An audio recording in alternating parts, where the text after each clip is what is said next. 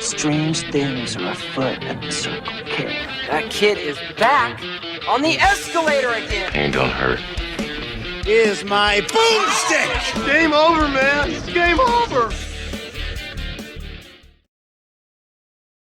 Welcome to the Bargain Bin. He's your host, Ben Mason. And he's your co-host, Sandra Luketic. And today we're talking 2008's Splinter. As always, we assume if you're listening to this episode, you have already seen the movie. All right, so today we do have a guest joining us. It has been a little bit of time, but from the Pixel Opinions YouTube channel, we got Josh. Hey, guys. Oh, welcome. What a lovely surprise. It is wonderful to be here. I always enjoy coming on. I'm really looking forward to talking about this prequel to the Ninja Turtles. An origin story.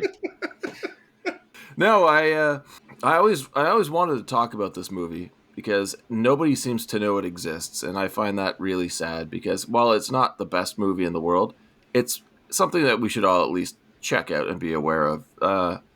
Sandro, normally we start with you, but I'm going to ask Josh, do you have any background with this movie whatsoever?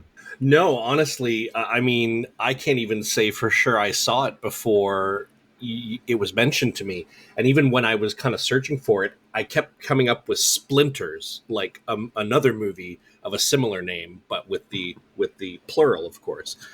So it was actually kind of difficult to find a copy of this to watch. Sandra, what about you? You know, I didn't know it existed until you said it to me. Well, I knew it existed. I had the poster up on my wall in my parents' house in university. And I didn't even see the movie until this year. I was going to say, there's no way that movie was that old. No, it was not. But yeah, it just, the visual, like the image they used, the promo picture was phenomenal. It looks really creepy, borderline terrifying. And then I just never got around to watching it. And now the three of us have an interesting film to talk about. I don't usually participate in conversations about movie posters or anything like that, but yeah, this is a pretty sick poster. It's great. Do you want to just hop into this one? Yeah. What else are we going to do? Okay. First of all, we do open on a rural gas station, one employee working, and he succumbs to a vicious animal attack. Which animal? I have no idea. I don't know if either of you figured that one out. Not sure, no. I mean, it was small, exactly. Right? Like, it certainly wasn't a bear. And that's a great word to sum up this entire movie is small. Like, it's got a very limited cast. It's mainly a one-setting film. And that can either make or break a movie. And I think you guys already know how I feel about this. And I'm very curious to learn how you feel. But from that point on, we go to shots of a couple going on a camping trip. They pass a keep out sign from the Mid-State Oil Inc. stating that it's an experimental extraction field site. Didn't catch that until maybe my second viewing. But I have to say, wouldn't you think that somebody working on a PhD in biology might have had some sort of knowledge of this site in their state? You would think so. You know, the thing that stood out to me wasn't necessarily the sign. I did notice it, like you said, the second kind of watching. Mm-hmm. But they mentioned that this is their first time camping, okay? And I cannot imagine my first time camping just going out in the middle of nowhere and doing it. Like, why would you do that? Go to, like, a campground. Like, it just didn't make any sense to me. But anyways, it of course adds to some of the fun that they have together. But throw on top of that, this guy is a nature freak, and he's never been camping. Right, like no, he just likes reading about it. It's good in the books. Nerding out over trees and everything. This couple, I have to say, horribly mismatched. Yes, like Polly and Seth. These two should never be together. I didn't know Paulo Costanzo before this movie. Did anybody recognize Jill Wagner, who played Polly? Mm-mm. She had a familiar look about her, but I can't say that I would place her on it. She was the co-host of Wipeout for years. Oh. I don't know if either of you watched that show, but it was a guilty pleasure. Not particularly, but I did recognize the guy. Really? From what? What is it, Road Trip? Oh, yeah, he was in Road Trip. Huh. Yeah. Did anybody recognize? Okay, yeah, we get our intro to Dennis and Lacey, whose car breaks down while they're on the run from the police. Anybody recognize Dennis at all? Mm-mm. No.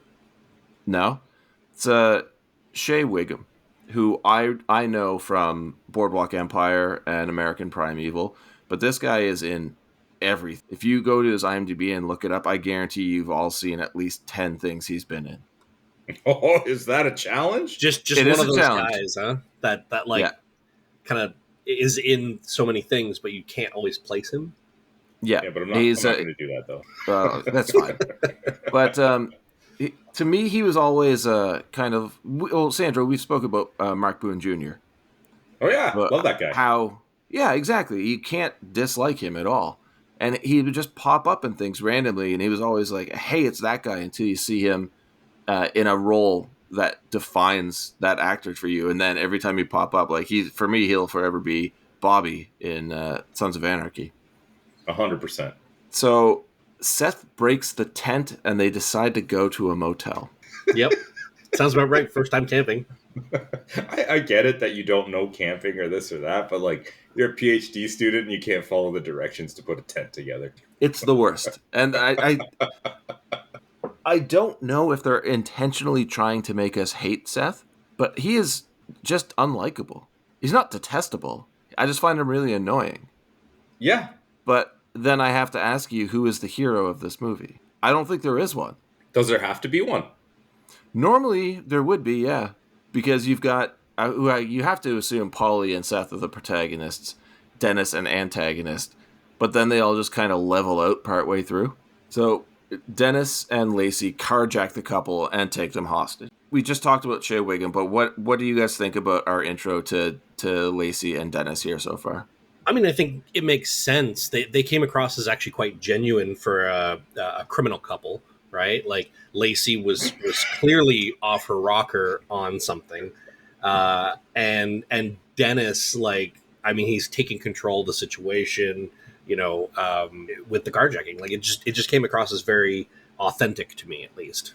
I agree with you 100%. This movie is very short, hour 20-ish. Mm-hmm. And they use every second of screen time, I would say, to the film's benefit. So we don't really need to know what Lacey's strung out on. We just need to know that she's strung out on something. And I was okay with that. I did like Dennis's comment about people not carrying cash anymore. Little anecdote, yeah. It's true though, because like I even have multiple friends who back in the day, just to ignore people who were begging them for change, say, "Sorry, I only have debit." I mean, it backfired a lot of the time because they just get screamed at, but it seemed smart at the time. So driving at night, they run over an animal and blow a tire, as well as severing a coolant line. I am confused. Maybe one of you two can explain it, other than just her being strung out. But Lacey seems to think that it's her dead dog, or her dog Ginger. Yeah. This is the only time she seems to be that much out of sorts. It's really out of sorts because they were driving for some distance even before their car broke down and they got to this vehicle. And it's just like, if your dog died, like how far back? Why would you assume that it, pumpkin headed its way in front of you and got under these tires? Like, it just doesn't make sense. And this is the only time that she seems to be that bad, because immediately afterwards, she's just regular strung out Lacey. I mean, we don't spend that much time with her, so I don't know. And I'm okay with that, honestly. This moment actually is one of the moments that I'm a little bit upset with Dennis for his choices. Not because he's necessarily criminal, because obviously that's not a good life plan. But like, he gives Lacey the gun. Like, your strung out girlfriend, okay, saw something, thinks it's the dead dog, and you're like, here, have a gun. That's a very good point. That is a very, very good point. The splinters and the animal. I thought quills. Sure. Quills. They're just quills, right? When things starts moving on its own, practical effects, phenomenal here. It's almost all practical effects. Mm-hmm. Are we to assume that this is the same animal from the opening that attacked the attendant? I think so. Yeah, because they're not far from the station. But then we see how quickly it spreads, even at like the ending. Anyway, Polly and Dennis change the tire. Dennis gets a splinter, or quill, if you will, in his finger. I don't know why it weirded me out so much, but when you see them like shaking as they're growing out of the tire, I thought it created the sense of like a viable monster, and there was almost nothing on screen. Yeah, I guess. I mean, if I saw quills in my tire like that moving, I would not try to get any close. I think what makes it unnerving might be the fact that, like, okay, you have a piece of an animal or the animal itself, and it moves as one, right? But when all the individual quills are moving on their own in different directions at different times, that makes it a little bit more unnerving. And I think it plays part into kind of explaining the creature a little But bit. it's not even an animal. At this point, it's a bunch of mush under the tire. Yeah. Nothing should be moving. It's foreshadowing, though, right? It's foreshadowing their stupidity. You see mush moving, get out of there. Gotta touch it. Yeah, gotta touch the moving mush. I really do like how they don't go in depth into explaining what this is, though. We see that sign at the beginning. We just have to assume that it came from that extraction field. It's like it's some oily goo, right? That's what I it looks think like. so. Yeah, when it's like kind of separated and liquefied, it does just look like an ooze type of thing, which makes sense for Splinter, right? Yeah, it's the origin story. Yes, it's a mutagen. Yes, the real secret of the ooze. Mm-hmm. Anybody else at this point hoping that Lacey goes first? Yeah. I'm gonna be honest with you. At this point in the movie, I was content with all of them going first. Yeah, it's Lacey or Seth for me, for sure. The setup to this movie did not make me like any of these characters. I'm curious about that. At this point, were you disappointed that I picked this movie, Sandro? At this point, yes. Yeah, okay. But, I mean, it was way too early to pass judgment. So the radiator overheats, and they pull over at the gas station from the opening. And I know it's mean, but I really enjoy how Dennis keeps ripping on Seth the entire time. He's an alpha. It's great character development for both of them, especially setting up Seth to, I guess, kind of take control at one point later on. Because he never does it. He just sits in the back seat, literally in the back seat. Yeah, well, he had to step up. Well, it's a great setup for shit to go crazy too. If you've got like Polly and Dennis in the store, Seth's alone pumping gas, and Lacey's on her own trying to get into the bathroom, they've already split up what is already a small cast, and you know something is going to go down. Mm-hmm. But I'm okay with it happening now, because in movies, when things actually start like getting confronted by creatures and monsters and stuff, that's when splitting up pisses me off, because you're like, why are you so stupid? But at this point, it's like, okay, we don't have any reason for them to be that cautious that splitting up seems unreasonable. So and with I'm such okay a with it right now. With such a small area, like how do you actually split up, right? I think it was very organic. It made a lot of sense. It's like one person's going to the bathroom, one person's pumping gas, the other two are going in to gather whatever necessities, right? Like it felt natural. Well, right down to Shea Whigham when they go up to the counter, and he's legitimately ready to pay for things, and no one's around. Ding, ding. Hello. And he's looking around, and he just grabs candy. He's like, "Oh, they're making this pretty easy," and just rips open the candy with his teeth. I'm like, this guy's great. What are your thoughts on the infection or the quills or splinters spreading through Dennis's finger? I originally thought cheap and effective, but it does look really cheap. It just looks like someone drew on it with a pen. I like how it allows for the subtlety initially and let it gradually grow. Mm-hmm. Because obviously, if he's got to hide it from them, ideally you want it something that is very, very subtle. Yeah, but I feel like... Sorry, go ahead, Josh. I was just going to say, I think I like at this point as well, we don't really know the extent of what it can do, right? We only know that it drove one animal mad, and that animal was able to kill a gas station attendant. So we don't really know what it's actually going to do to him. Yeah, but if we see what happens to that animal, and then we get to the next scene here, which we'll cover in a second, but you already know, and I kind of hate when people do, like when movies do this, but you know it's not going to end well for him. Right. Yeah, if you've seen a movie before, you know this is not good. He's not going to get magic powers from it. Exactly. It really reminded me of From Dusk Till Dawn. I can't remember if we covered that or not, Sandro. We did. Yeah. So when Tom Savini gets bitten and like the character Sex Machine, when he's starting to slowly change into a vampire, like he sees there's like he feels one fang growing. He's like, "Oh, gotta hide this." You know that's exactly what's happening here. Yeah. So Lacey finds the attendant in the bathroom, and what are your thoughts on this makeup job? I honestly thought it looked good. I mean, maybe I'd have to take a second look, but from first glance, I thought it looked really good. Sandro? I think that they did a good job with like the camera work and keeping it kind of behind a half closed door and things like that, so that any shortcomings in the actual makeup would be masked by that, and I'm okay with that. Me too. Not a fan of frenetic camera work, especially after our conversation with Gamer.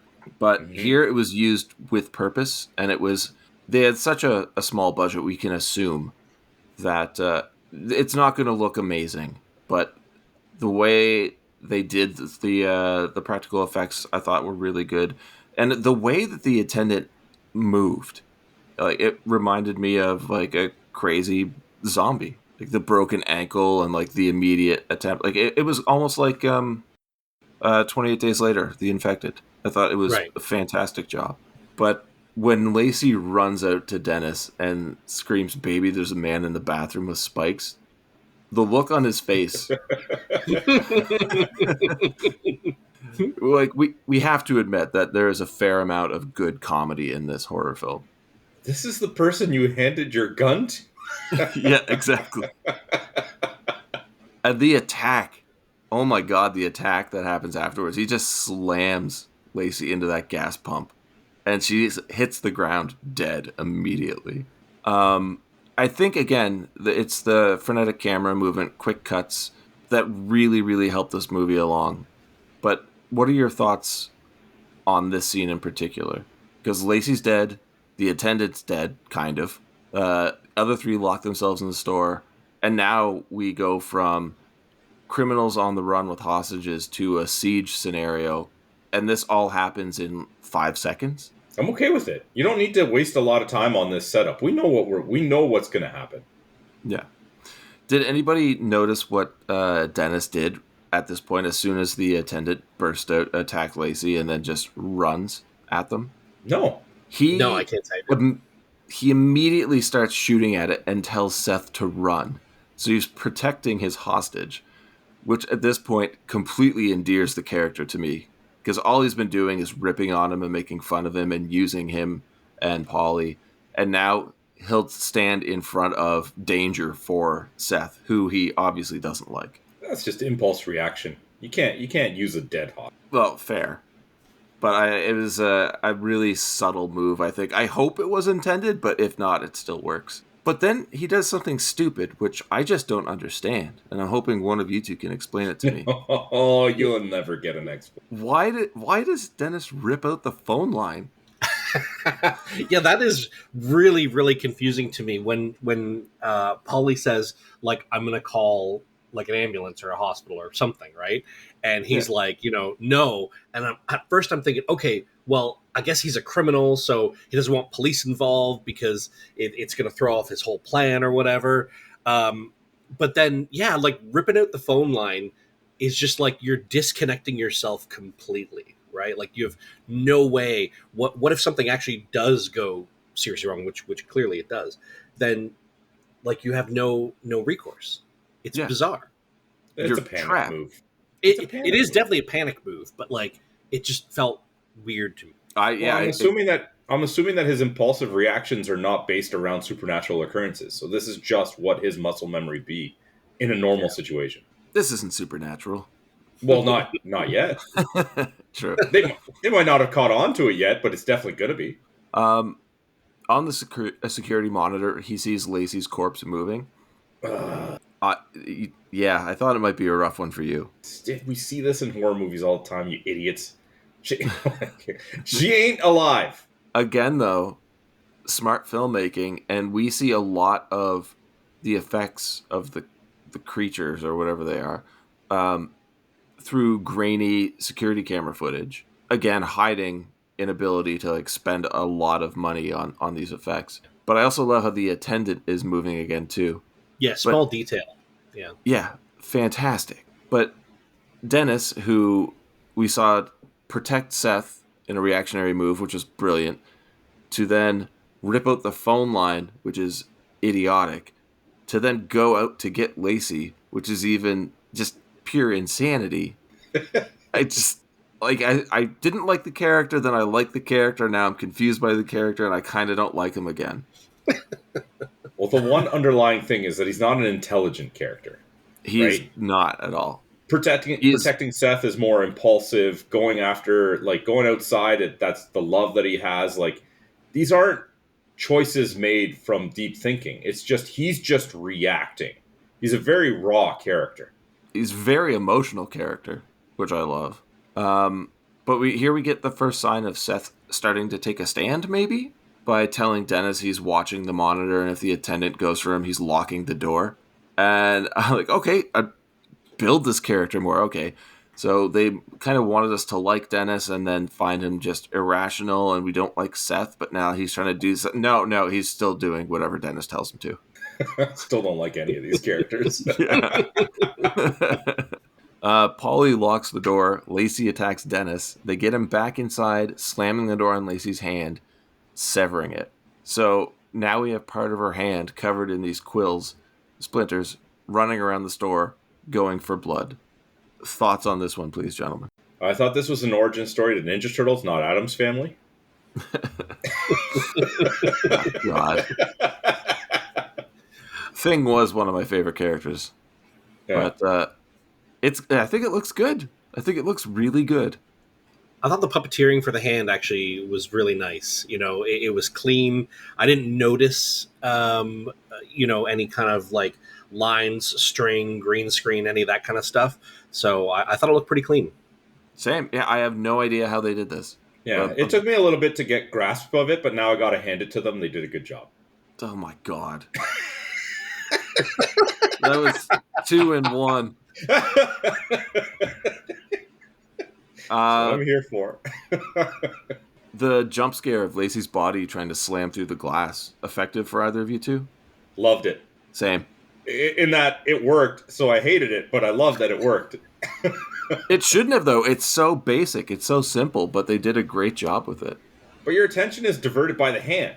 So you're not expecting that to happen immediately, and that's why it catches you off guard. I think, like, if it had happened in another scenario, especially when we're expecting that body to be, what do you want to call it, a simulated or whatever, then it wouldn't have been as impactful. But the fact that it happens right when you're, like, focused on something else is why it's good planning. I think this is one thing that separates kind of like those B movies from more like, the AAA or whatever you want to call it, A movies, when it comes to jump scares, is you can honestly tell a lot of times when jump scares are going to happen in the high production movies, because they have these ambience and these music scores, and you can hear it just drop, right? Waiting, giving that like tension, that anticipation. But what I like better with watching some of these kind of more B movies is that they don't have the budget for those types of scores. And so there's no drop, right? It's just kind of like bang, you get hit with something. And I kind of like that. Yeah, and even the effects of like of Lacey's, I guess, decomposing body at this point, because her face was not that messed up originally, and then she just slams it into the window, and it gets worse and worse. Yeah, it's great.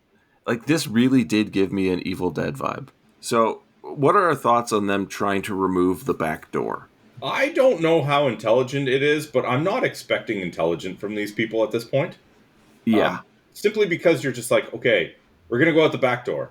Cool, but we don't know if there's something else there. Obviously, it can move. There's multiple, like, It just doesn't seem like a smart move. But again, nobody's really making intelligent moves up until... Yeah, no, they're not. You're right. It's kind of impulsive, right? It's like you're trapped in a building. You can't go at the front. Well, clearly, let's go at the back, right? Like, that's just probably what's going through their head. There's not much there. But it adds to the feeling of panic, though. It does. It's everything about this movie, once they get to the gas station, is immediate. Then they give you like a couple minutes here or there to catch your breath, and then they just slam you with more things. And like even like a really fast-paced scene, like Paulie trying to get the door and like yelling at Seth to get the screwdriver to get the hinges out. Dennis is just balled up on the floor talking slowly, like he's shutting down. But Lacey gets onto the roof as the sheriff arrives. I don't know about you guys. I could have dealt without the sheriff at all. You needed it to increase the body count. You needed it for the car, I think. Yeah. But it seemed like too many steps to get to something that doesn't even really pay off. So The sheriff should have... And she gets ripped in half immediately. Right in half. And the three of them, the hostages are even trying to warn her, like, go. Yeah. But, like, yeah, Dennis also trying to warn her. He's like, yeah, call it in, but get away. Showing he's and not that doesn't get her to, like, raise an eyebrow. It's like, the culprit that you're trying to catch is literally telling you, yeah, call it in. This must be a track or a trick. No, like, just do it. Doesn't that like fit totally with the character of like a police officer though, being like, I'm not gonna do what you tell me to do. You're the criminal. I'm gonna do what I want to do.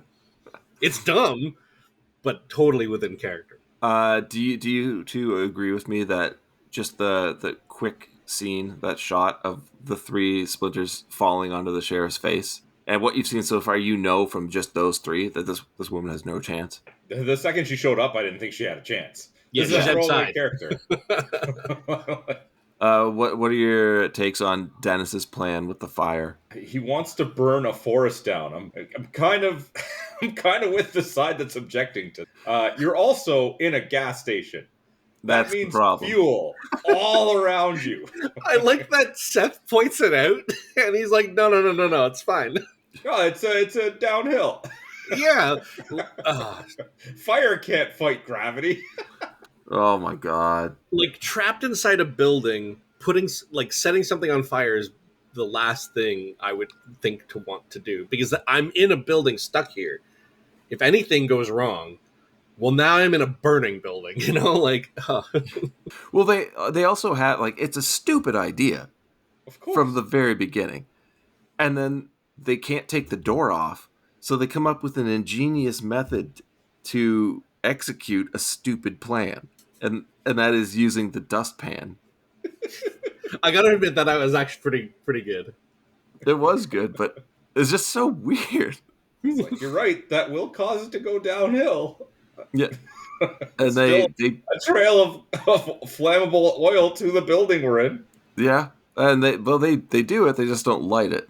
What do you guys think about Seth's plan of trying to get the police radio using coat hangers? I'm okay with it.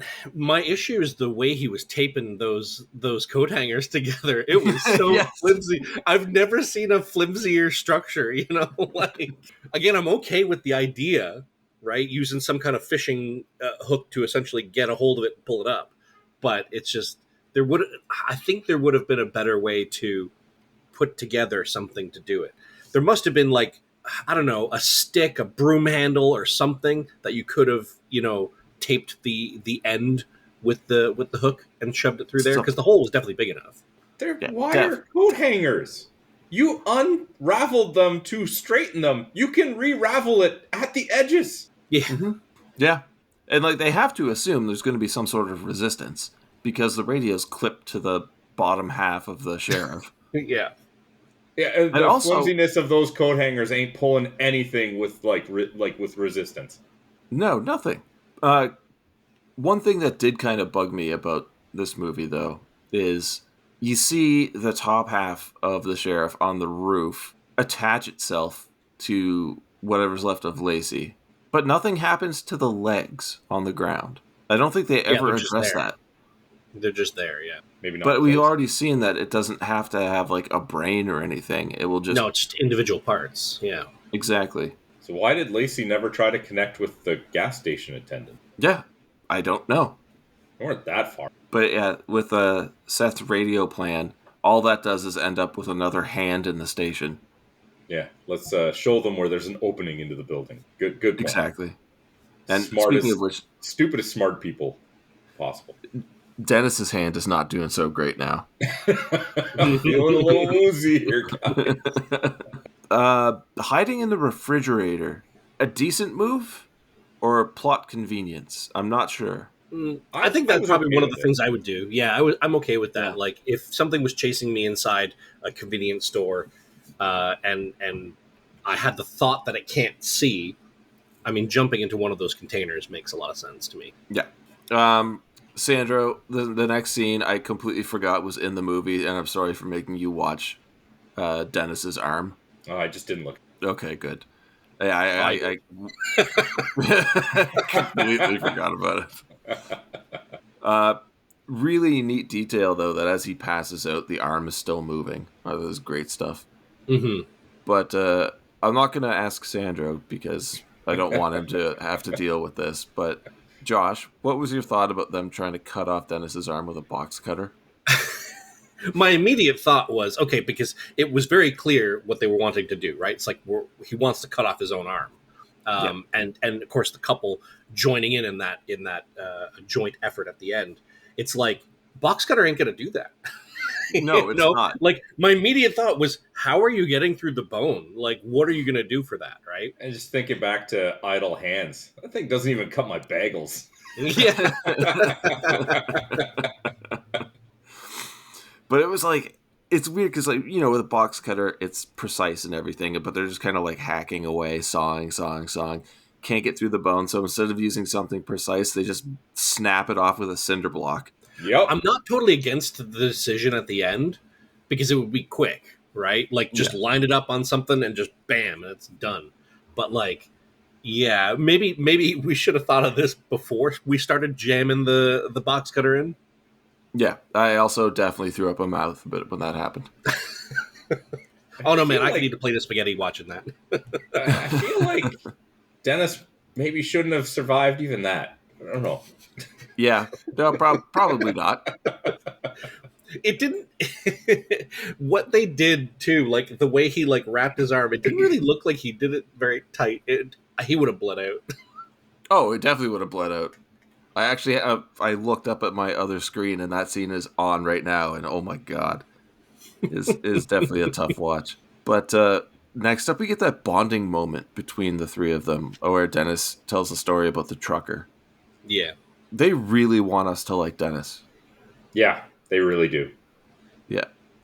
And I feel like... Go ahead, Josh. He feels kind of like that like ironic bad guy, right? Like he doesn't really want to hurt anybody, but crime is the only way he really knows to get ahead, right? He didn't never had a chance to kill anybody, right? Like it just happened. A criminal out of necessity. Yeah, very much so. So, and him wanting that bit of redemption also just endears him to us, you know?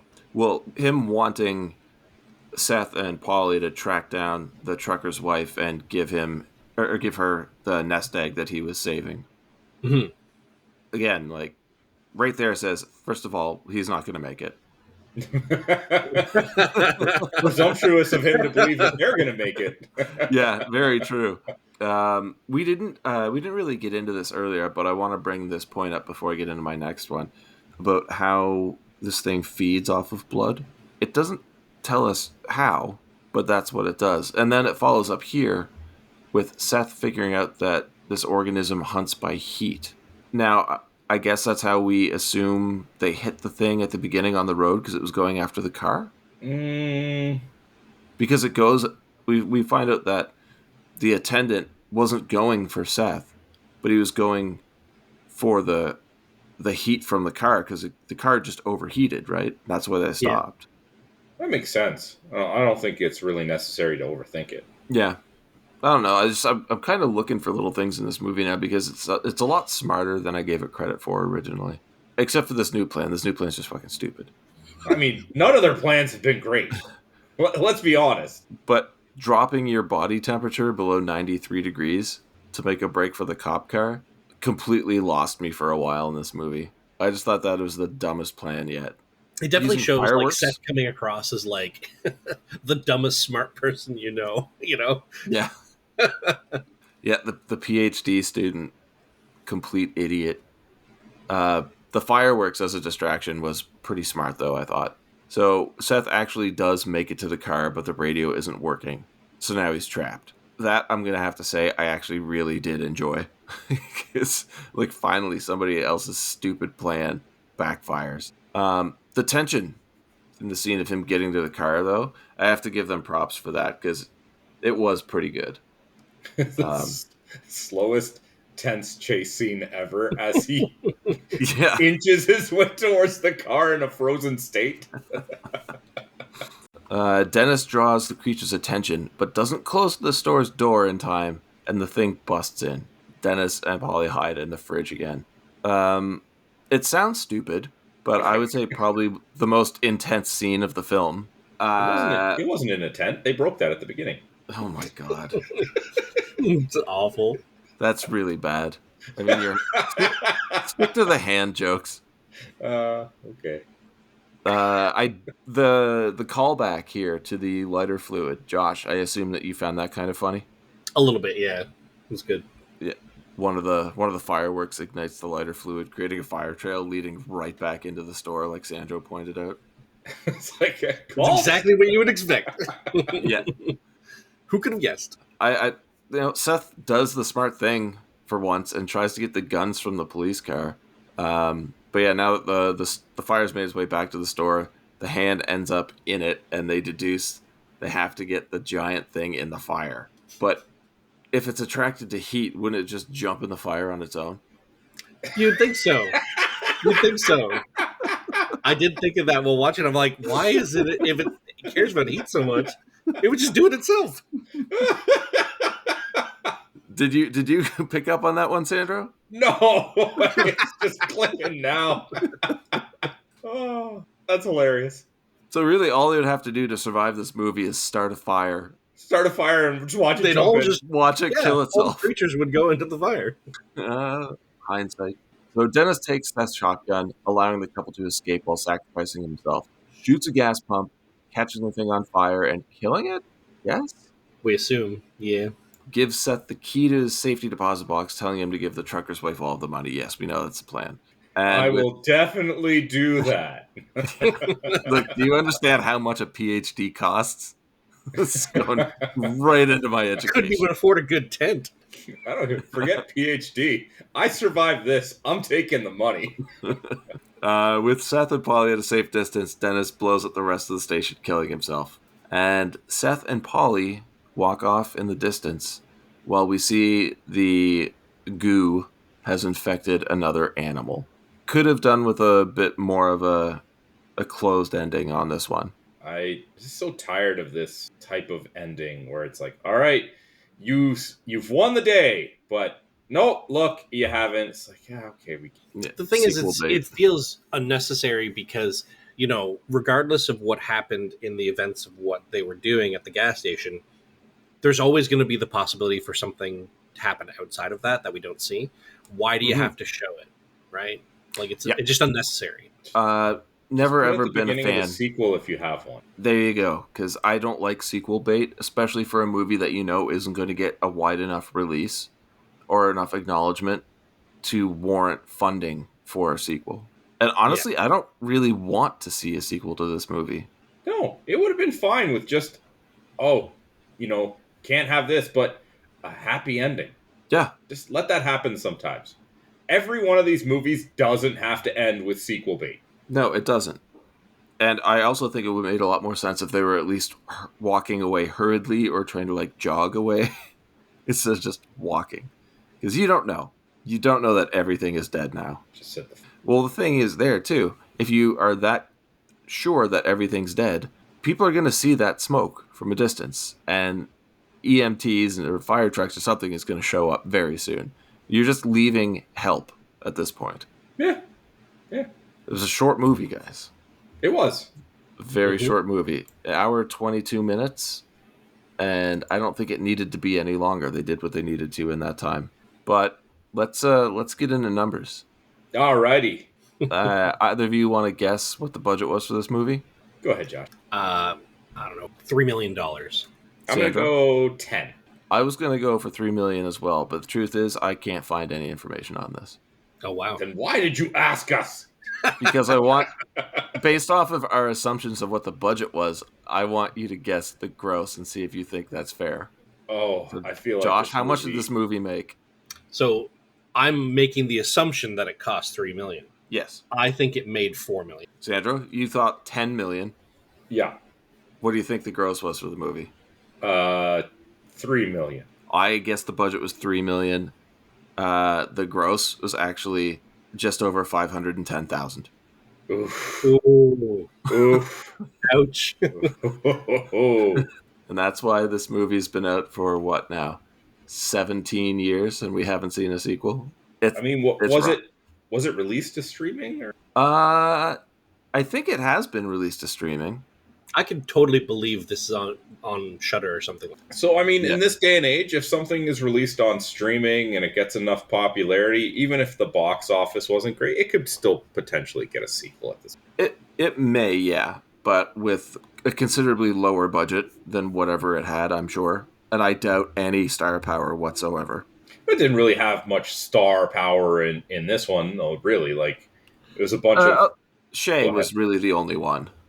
Yeah, and even he's not, like, he is more of a, hey, that guy kind of actor. So, it's not like they had a big star attached to it anyway. True.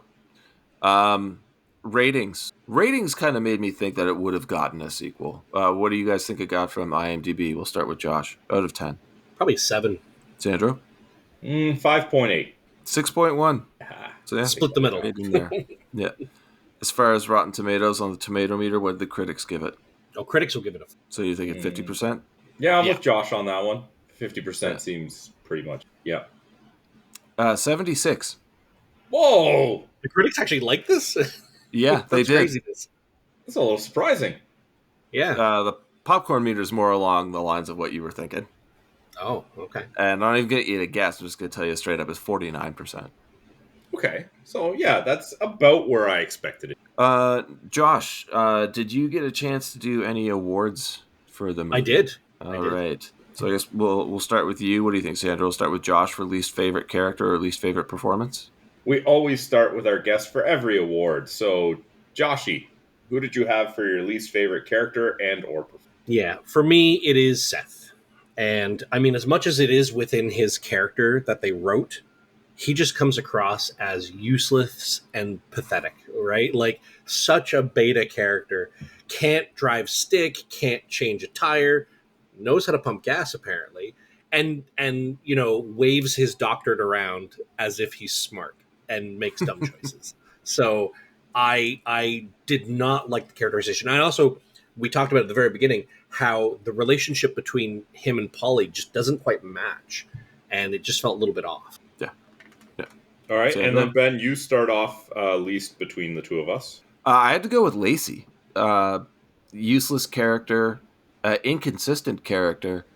And I guess they only really had her around to be like the main monster, but they could have easily just have had the attendant be that character. So I don't feel like she really needed to be around at all. I just know, like, it's not like the actor Rachel Curbs did a bad job. I mean, she did a great job with the character. It's just the character itself is unnecessary. Sandro, who was yours? I also went with Rachel Curbs as Lacey. It wasn't your dog.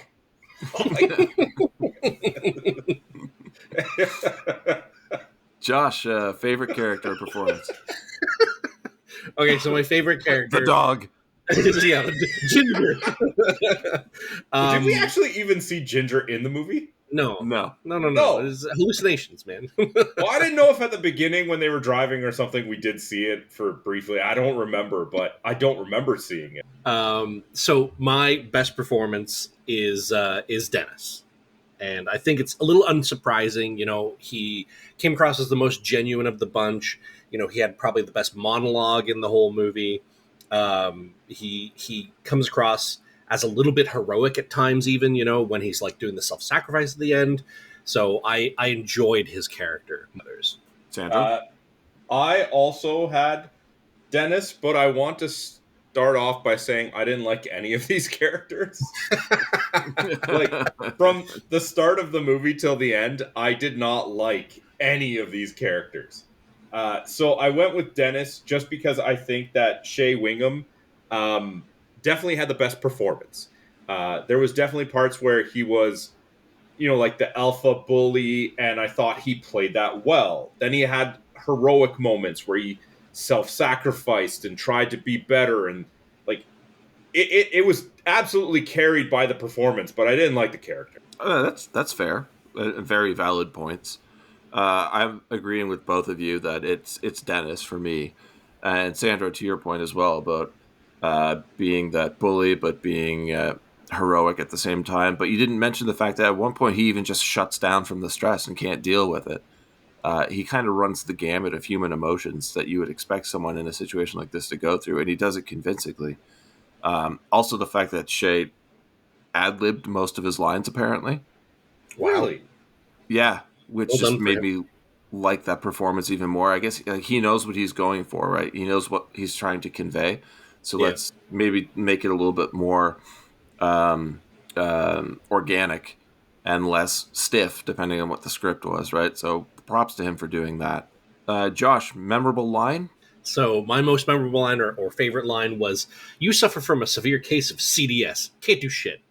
And of course, this is Dennis telling Seth how useless he is when they get in the car. I actually didn't like that line. But I had a feeling it could come up. It was a little cheesy, I'm not really down for that kind of lame on your nose. I'm down for it. It stood out to me. Like, I was like, wow, okay. Even if it was cheesy, I'm okay with it.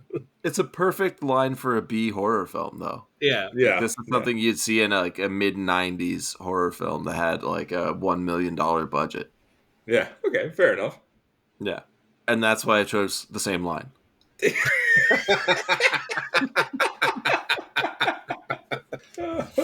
I didn't think you would hate it that much, Sandra. I thought you would love that line. No, I didn't like it. I don't know. I just didn't like it. I don't know if it was clever enough for me. Oh, it's not clever at all. I don't think this movie's clever. No. But what did stick out to you? So it's a line that I more heard than saw because I wasn't looking at the screen too much. Oh, God. But it was Seth saying, "It's okay. It's okay. We're cutting your arm off." There's nothing okay about it. It's like you're trying to like comfort him or something. I don't know, but it's like the final part is just like, "We're cutting your arm off." Yeah. Yep. Josh, memorable scene? So this is more favorite than memorable, but it is when the monster rips the sheriff in half. And I like some of the practical effects. And I think it's just one of those things like you expected in a movie like this, Like, it's not like it was particularly an amazing scene that blew me away or anything like that. But it was just like, it was enjoyable. There was something cathartic about just seeing that sheriff getting ripped in half. Be sheriff to get hers the whole time. She didn't listen to any of them, okay? She got what she did. For trying to help. Sandra? I went with memorable because it's my least favorite shot in the movie, and it was the quills on what I thought was the side of a tree at the end. Because I legitimately hated that sequel bait portion. Yeah. Rarely does a memorable scene stick out because you hate it that much. Normally it's a favorable. But yeah, that was... If I could change anything about the movie, it would be removing that scene. Removing that shot. Fair enough. Did you have the same one, or did you have a different one? Oh, I had a different one. I had the severed fingers at Lacey when they jam her hand in the door.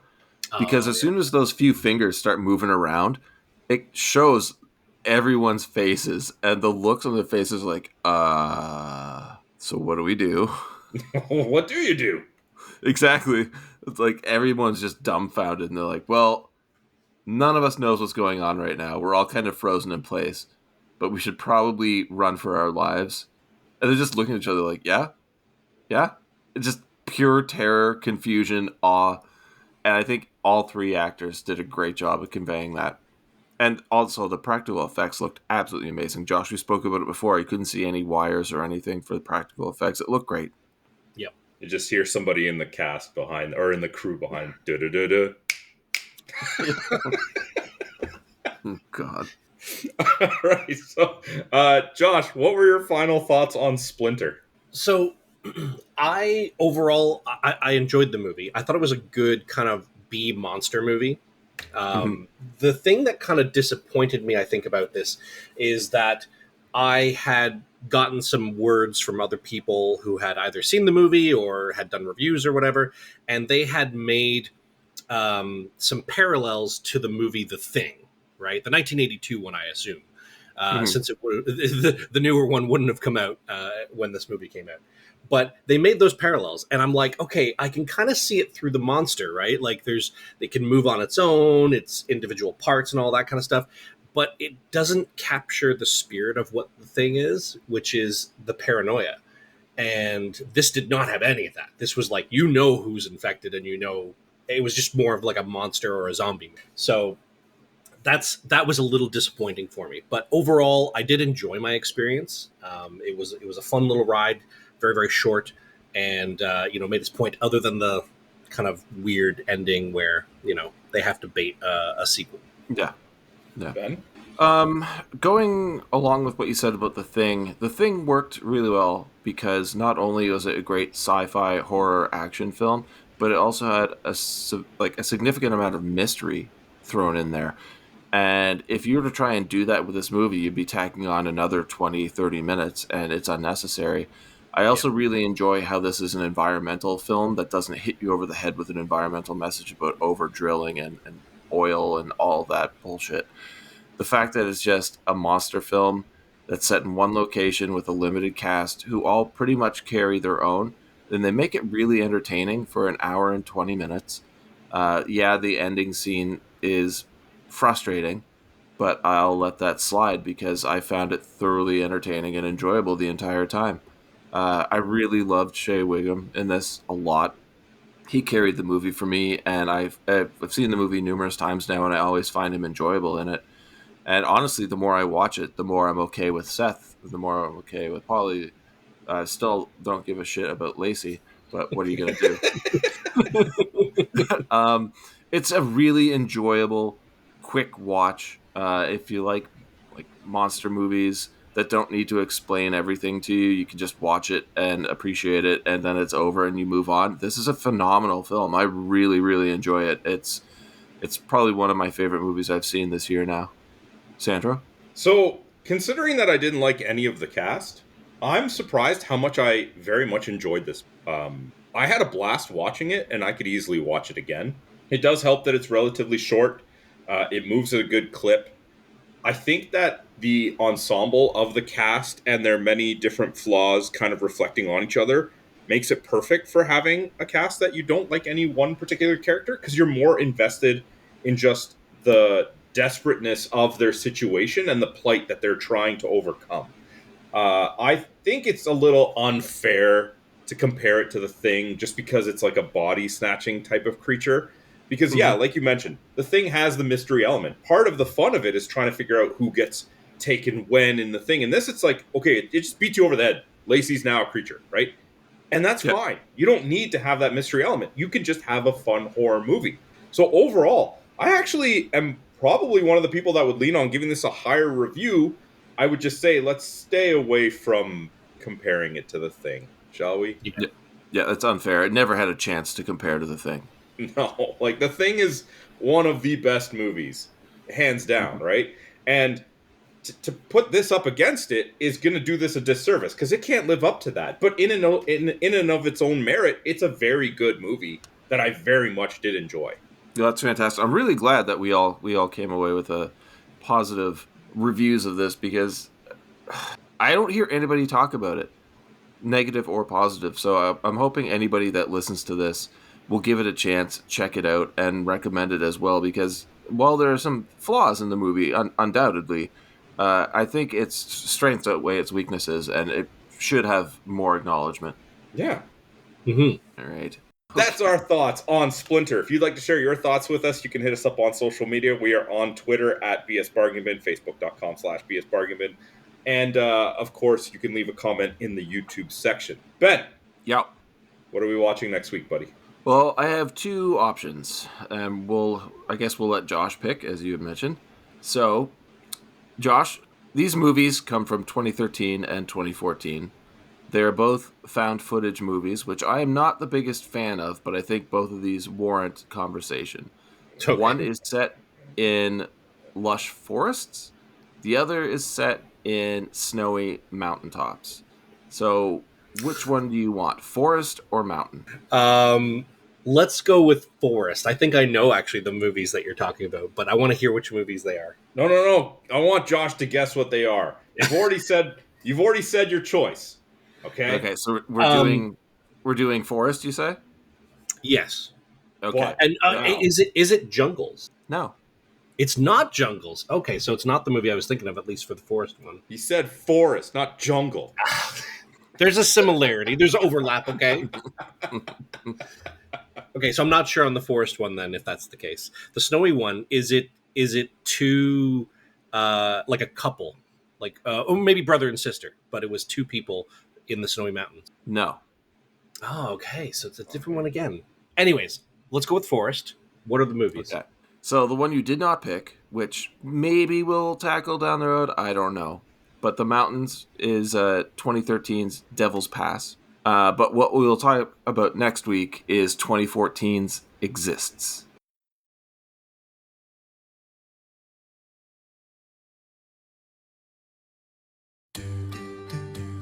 Brian? Yeah. When was the last time you felt the tender touch of a woman?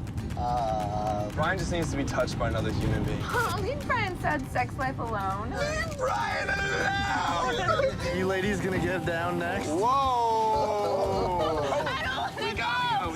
We are officially in un-GPS territory, look. Yeah. Rolling deep in the woods. Bro, your uncle has a cabin out here? Yeah, dude. Is that it? Yeah. Seriously.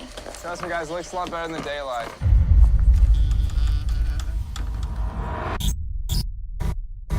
You gotta be kidding me, man. Ew. I went out and I bought one of these bad boys. We're gonna have the best YouTube video ever. Looks like a little love walk going on. I shouldn't be shooting this. What the hell was that? There's something over there!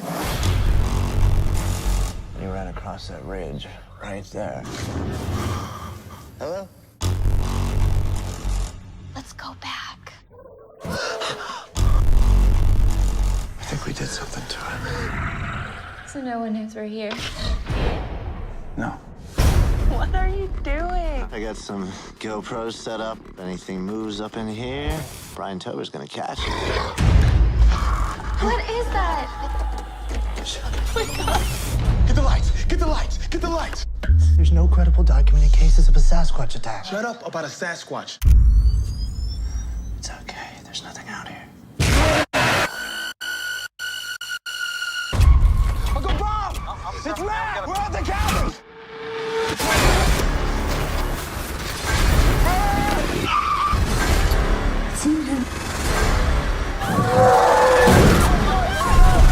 He's pushing us towards the edge! No!